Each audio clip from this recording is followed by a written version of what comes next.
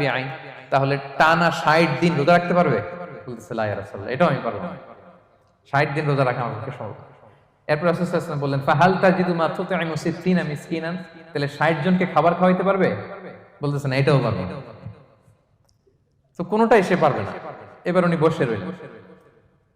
ফাউতিয়া বিআরাকিন ফিহি তাম, হঠাৎ করে রাসূল সাল্লাল্লাহু আলাইহি ওয়াসাল্লামের কাছে এক ঝুড়ি খেজুর আসলো।